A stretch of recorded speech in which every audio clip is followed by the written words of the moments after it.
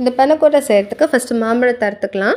நமக்கு வந்து இந்த மாம்பழத்தோட பல்ப்பு தான் நமக்கு தேவை. அதனால அந்த பல்ப்பை நம்ம அப்படியே ஸ்கூப் பண்ணி எடுத்துக்கலாம். அப்படியே ஒரு ஸ்பூன் வச்சு நீங்கள் ஸ்கூப் பண்ணிங்கனாலும் சரி, இல்லை கத்தி வச்சு அப்படியே கட் பண்ணி நீங்கள் எடுத்தீங்கனாலும் சரி, குட்டி குட்டி பீசஸாக எடுத்து வச்சுக்கோங்க.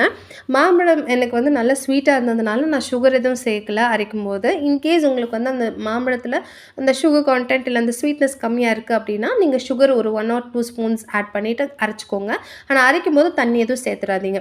மிக்சியில் சேர்க்கும் போதே நான் அந்த மாம்பழத்தோட பல்ப்பை குட்டி குட்டி பீஸாக கட் பண்ணி தான் நான் மிக்சியில் சேர்த்துருக்கேன். ஏன்னா சில நேரத்தில் பெரிய பீஸாக போட்டிங்க அப்படின்னா தண்ணி ஊற்றாததுக்கு சரியாக அரைப்படாது.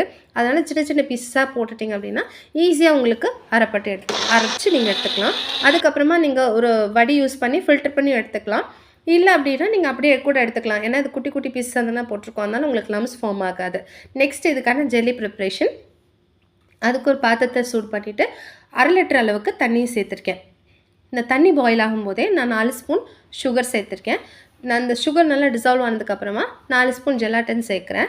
ஃபஸ்ட்டு நான் 2 ஸ்பூன் ஜெலாட்டின் சேர்த்து நல்லா அதை கரைஞ்சதுக்கப்புறமா அடுத்து இன்னும்